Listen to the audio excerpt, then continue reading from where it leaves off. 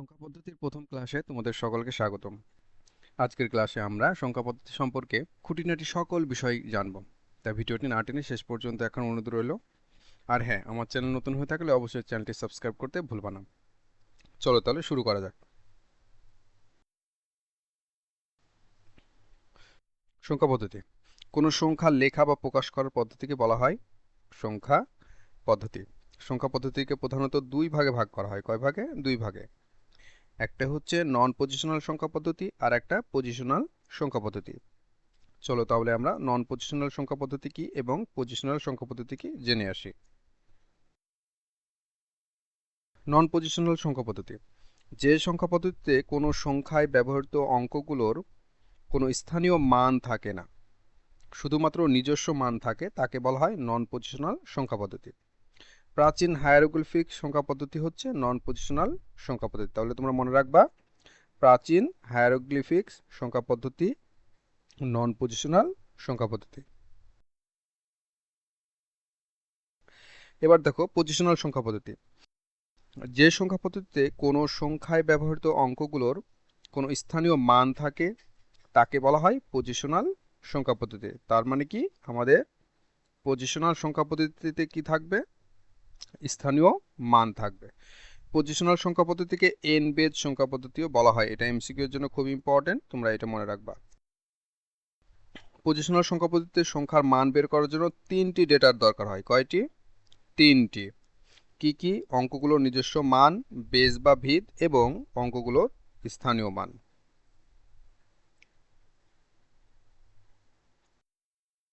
সংখ্যা পদ্ধতির বেজ বা ভিত। সংখ্যা পদ্ধতির বেজ বা ভিতের উপর নির্ভর করে পজিশনাল সংখ্যা পদ্ধতিকে প্রধানত চার ভাগে ভাগ করা হয়। কয় ভাগে? চার ভাগে। একটা হচ্ছে দশমিক সংখ্যা পদ্ধতি, একটা হচ্ছে বাইনারি সংখ্যা পদ্ধতি, অক্টাল এবং হেক্সাডেসিমাল সংখ্যা পদ্ধতি। দেখো দশমিক সংখ্যা পদ্ধতি। দশমিক সংখ্যা পদ্ধতি সম্পর্কে এই তিনটি জিনিস আমাদের খুব ভালো করে মনে রাখা লাগবে। প্রথমটি হচ্ছে দশমিক সংখ্যা পদ্ধতির বেজ হচ্ছে 10।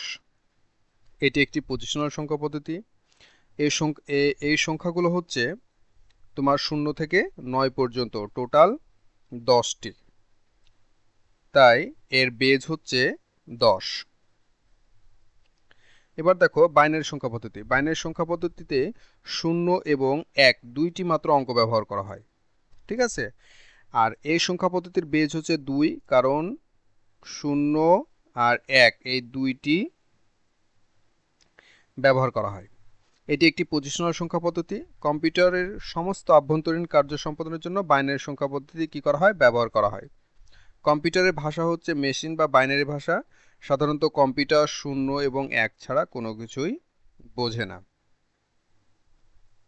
এবার দেখো বাইনারি সংখ্যা পদ্ধতিতে আমরা একটা ছক বা টেবিল আমরা করেছি। দেখো, যেমন দেখো 0 বাইনারি হচ্ছে কি 0, 1 বাইনারি 1 এবং 2 বাইনারি কত? 10, 3 বাইনারি 11, 4 100, 5 101, 6 110, 7 111, 8 1000, 9 হচ্ছে 101 এবং 10 হচ্ছে 1010। তোমরা চাইলে টেবিলটি মুখস্থ করে নিতে পারো। তাছাড়াও আমরা যখন সংখ্যা পদ্ধতির রূপান্তর শিখবো তখন এই বিষয়গুলো তোমরা ক্লিয়ার হয়ে যাবে। এবার দেখো অক্টাল সংখ্যা পদ্ধতি। অক্টালের বেজ হচ্ছে 8, অবশ্যই মনে রাখবা, খুব ইম্পর্টেন্ট। এই পদ্ধতির অঙ্কগুলো হচ্ছে 0 থেকে 7 পর্যন্ত। মোট কতটি? মোট 8টি। তাই এর বেজ কত? 8। তাহলে দেখো দশমিক শূন্যর অক্টাল হচ্ছে আমাদের কত? 0, 1 1, 2 হচ্ছে 2, 3 হচ্ছে 3, 4 4, একবার 7 পর্যন্ত একই। 8 যে দেখো 10, 9 11, 10 হচ্ছে 12 এবং 11 হচ্ছে 13। তোমরা চাইলে এই ছকটি মুখস্থ করে ফেলতে পারো। এমসিকিউ এর সময় যখন তোমরা এমসিকিউ পূরণ করবা তখন খুব অল্প সময় পাবা। যদি তোমাদের মুখস্থ থাকে তাহলে এই বিষয়গুলো খুব দ্রুত তোমরা সমাধান করতে পারবা। এবার দেখো হেক্সাডেসিমাল সংখ্যা পদ্ধতি। হেক্সাডেসিমাল সংখ্যা পদ্ধতির বেজ হচ্ছে 16 এবং এই এই পদ্ধতির 16টি অঙ্ক রয়েছে 0 থেকে এ পর্যন্ত।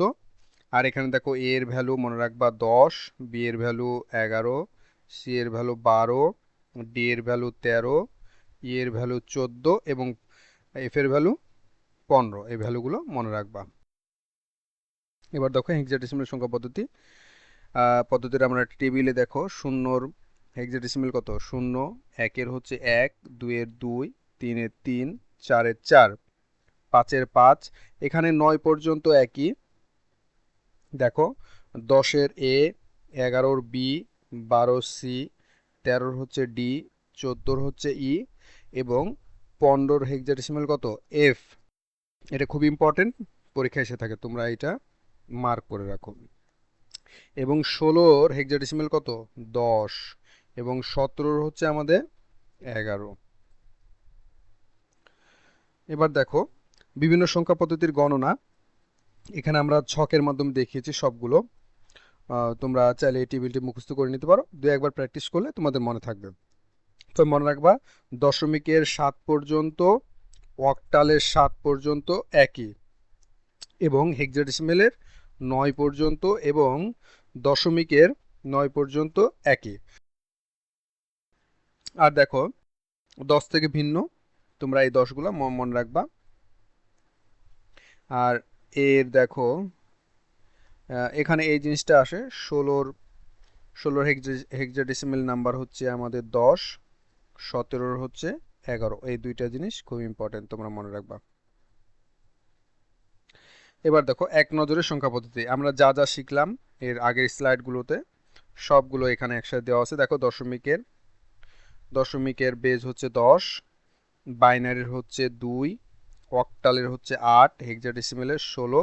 এবার দেখো ব্যবহৃত চিহ্নসমূহ, দশমিকের 0 থেকে 9 পর্যন্ত টোটাল 10টি, তাই এর বেজ 10।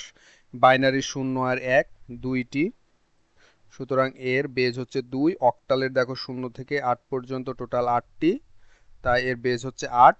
এবং দেখো হেক্সাডেসিমেলের 0 থেকে এ পর্যন্ত টোটাল 16টি, তাই এর বেজ কতটি, তাই এর বেজ হচ্ছে 16। ওকে, এবার দেখো আমরা কিছু এমসিকিউ পড়ে নিই, যা যা পড়লাম আগে তার উপর বেস করে কিছু এমসিকিউ আমরা পড়ে নিই, বিগত সালে যে সকল প্রশ্নগুলা এসেছে এই টপিকস থেকে। দেখো বাইনারি সংখ্যা পদ্ধতির ভিত্তি কত, আমরা জানি বাইনারি বেস 2, তাহলে উত্তরটা চলো দেখে আসি। উত্তরে দেখো ক। তৃতীয় প্রশ্ন আছে হেক্সাডেসিমেল সংখ্যা পদ্ধতিতে কয়টি চিহ্ন ব্যবহৃত হয়, আমরা জানি হেক্সাডেসিমেল বেস কত, 16, তাহলে 16টি অবশ্যই, তাহলে উত্তর এই দেখো ঘ।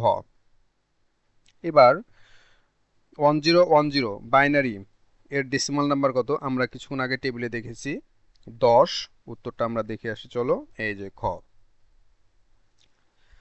এবার দেখো নিচের কোনটি বাইনারি সংখ্যা পদ্ধতি নয়, আমরা জানি বাইনারি সংখ্যা পদ্ধতি 0 আর 1 দ্বারা প্রকাশ করা হয়, তাহলে 0 আর 1 ব্যতীত এখানে দেখো শুধুমাত্র গ নম্বরে আছে 1201, যেটি বাইনারি সংখ্যা পদ্ধতি নয়, তাহলে দেখো উত্তর গ, তাহলে এটি আমাদের বাইনারি সংখ্যা নয়।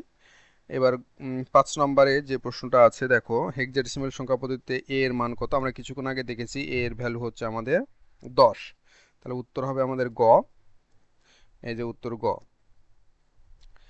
এবার দেখো কোন সংখ্যা পদ্ধতি কম্পিউটার সরাসরি বুঝতে পারে, আমরা জানি কম্পিউটার 0 এবং 1 সরাসরি বুঝতে পারে, সুতরাং এটা হচ্ছে 0 আর 1 মানে বাইনারি, উত্তর হচ্ছে গ। ওকে, উত্তর গ।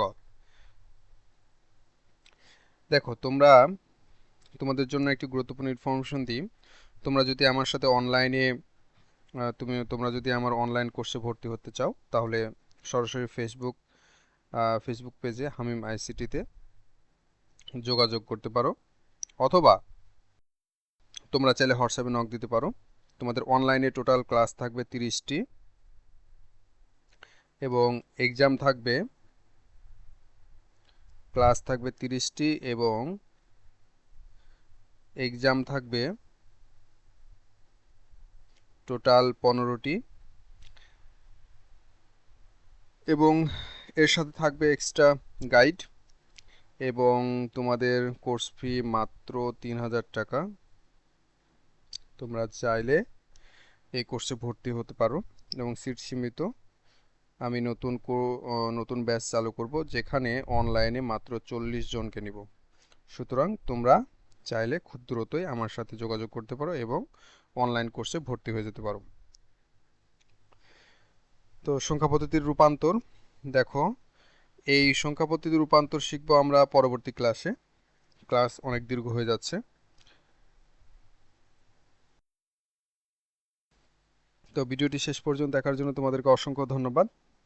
ভালো থাকবা, সুস্থ থাকবা, দেখা হবে নতুন ভিডিওতে। আল্লাহ হাফেজ।